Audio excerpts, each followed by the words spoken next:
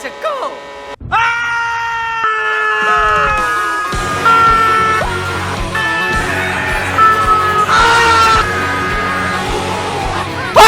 Can't wait to pop open Sonic Mania Plus.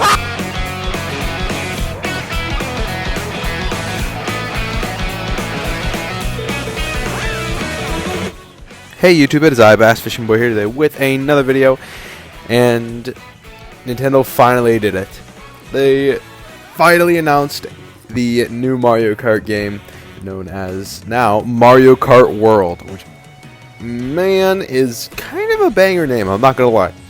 I'm kind of glad they're ditching the number system with Mario Kart 8 and 7. Man, this game looks real fun, and there's a lot to unpack in this trailer, and from a lot of other footage from the Treehouse events, and just people going and playing the game at the Switch 2 in-person events. So yeah, with that, let's start overanalyzing this trailer and get hyped up for this game.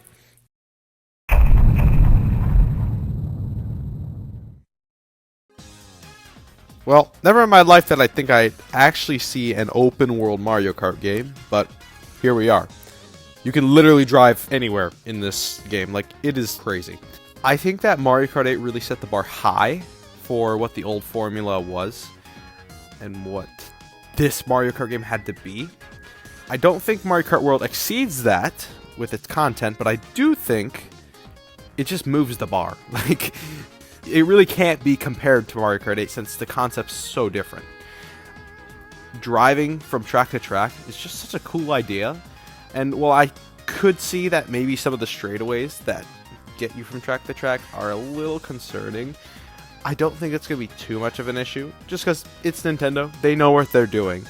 It's not like they're like going to base an entire game around straightaways. At least I hope not. And also the 24 players and all the new items, I think are going to balance that boringness out. With the straightaways, there's going to be so much going on screens, it's not even going to be funny.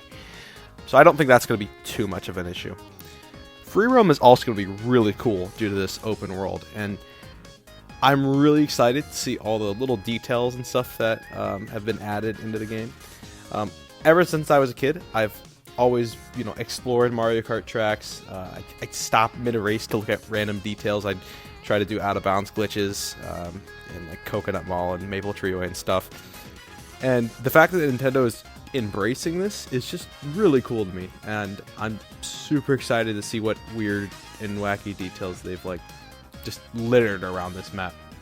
Also, I've noticed these P-switches that have appeared in some of the free roam footage, and personally, I think that they are challenge switches. So maybe you run over them and they start a challenge that you have to complete to unlock something.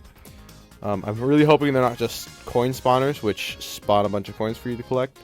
That would be pretty lame.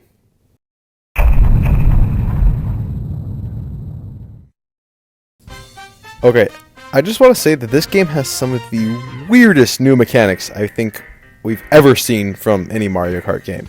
There's rail grinding, wall jumping, turning into a semi-truck, and even becoming obese. Damn, boy, he's thick! They're just really going all in with the American theme here. Rail grinding is an interesting addition, and I think it's going to be really fun. From the footage that we've seen, this looks awesome.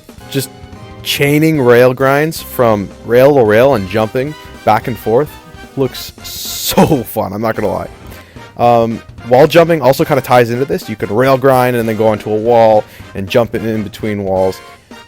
I mean, Mario wall jumps, so why can't his cart wall jump? I don't know why we haven't seen this actually before, because it makes perfect sense. The Birdo turning into a semi-truck thing was weird. I'm not really sure what that's about. We'll probably learn more about that later. Same with the costumes. The costumes are weird. They don't really seem to do anything at the moment, but maybe they increase your stats or something. As of right now, they just seem to be for cosmetic purposes only, which I don't know why you would want to go out of your way to do that when you could just select it in the menu. So there must be some sort of benefit to getting them.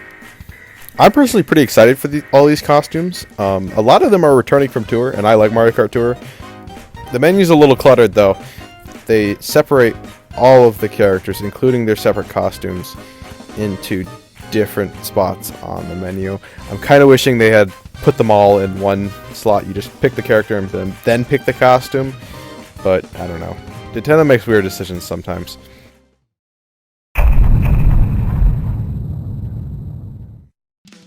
So next I want to talk about vehicle modes. Something which is sort of new for the series, but also kind of not. But from what we can see from the trailer, there are 4 different modes that your kart can be in. The first of which being just regular racetrack mode, which is just a normal kart. There is off-road mode, which you go slower in off-road, but you gain like off-road tires, so you can like drift through the off-road, which I think is pretty cool. There's flying mode, which you gain wings instead of a glider, which is a notable change. And then also watercraft mode, which you can drive across the top of the water instead of under it, like in past games. I think this is an interesting way to go about this, because these kart modes basically make it so you don't need to have a glider or different tires, which gets rid of the whole kart customization mechanic, which on one hand I can see where they're coming from, because most people just find the build that they like and then play with it. But on the other hand, customizing your kart is cool. It's fun to play with something that not everybody plays with. I don't know. I don't think it's too big of an issue. Again, most people just usually play with whatever kart combo they like, and they don't really change it, but it's a little disappointing for me. Also, one thing I want to point out when talking about this is that in the watercraft mode, you can't go underwater like you could in Mario Kart 7 or 8, but you can drive across it, which means you can trick off the waves, which I think is a really cool implementation of that. It also means that underwater tracks, such as Wario Shipyard, take place entirely above water, which is odd to say the least. Like, I'm not really sure how I'm going to feel about that. The trickable waves are really cool, and how they change with the weather conditions, I think that's a really cool idea. I feel like it also makes the course lack a little bit of identity. I don't know. I don't think it's going to be too big of an issue, but it's just something that I noticed from the Nintendo Treehouse footage.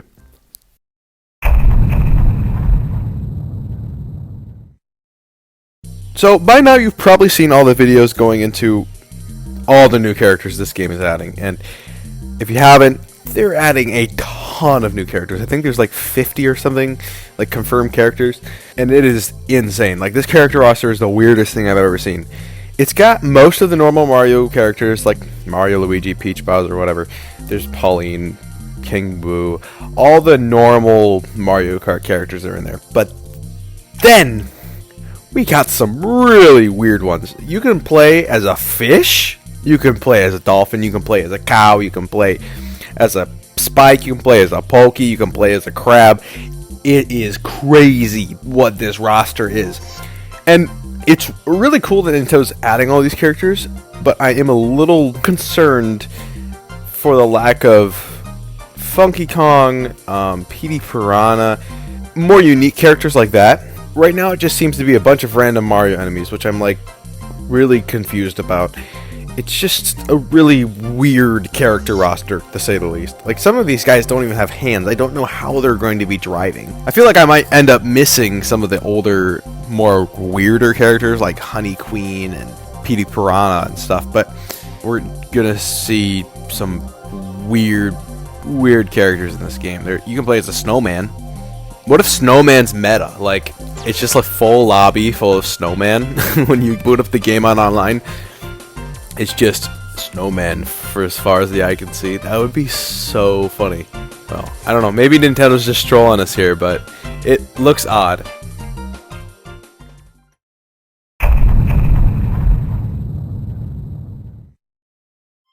Time for my favorite part of any Mario Kart game, the items. And this game has so many of them. I think there's like 23, 24, something like that. There's 20-something items in this game. It is gonna be crazy. They're bringing back classic items, you know, all the shells, all the triple variants, mushrooms, bananas, lightning, stars, stuff like that. But they're also bringing back some items from tours, such as the hammer, the ice flower, and the coin box. And then some from 8 Deluxe are coming back, like the Boo, the Feather, which can be used in races now, which is going to be fun. And then the new items look honestly kind of interesting. So they have the Kamek Ball, which looks to be the most interesting of all the new items, as it appears that it can change the player's character and then make whatever character it makes them into like appear on the track. It's weird. Like if you turn into a charging chuck, there's a bunch of charging chucks that appear on the track, which I think is a interesting way to do that. I'm not sure why you turn into that character. I don't know. But anyway, that's cool. And then also there is the golden shell, which is I think it's from New Super Mario Bros. 2.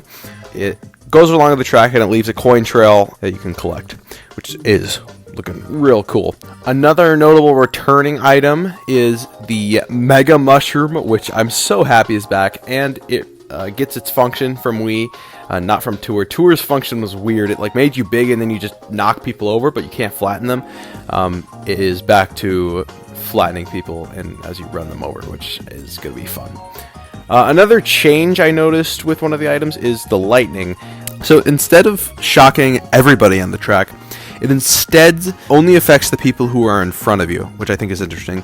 Also, the time that you are shrunk is way, way smaller. Only like a few seconds compared to like the 15 seconds or something that it was before, if you were in like first place.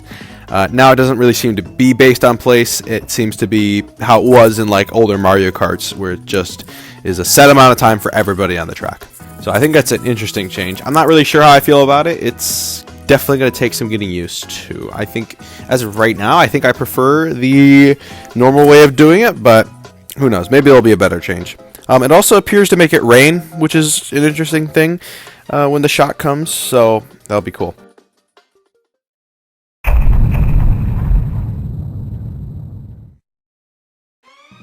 Finally, we got to the tracks, and holy smokes, this game has the weirdest track selection I've ever seen.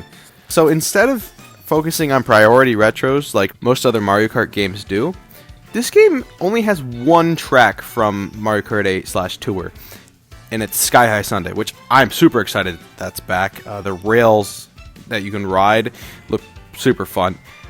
A lot better than the Mario Kart 8 version where the rails are just spin boosts. I'm not really sure what they were thinking with that. That was a really weird decision on Nintendo's part, but whatever.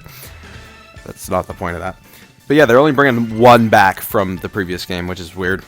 A bunch of other retros are here that haven't been remade before. We got Wario Shipyard, which I guess was in Tour, so technically that's been remade, but not in like a really mainline game. Wario Stadium's finally being remade. Toad's Factory's getting remade.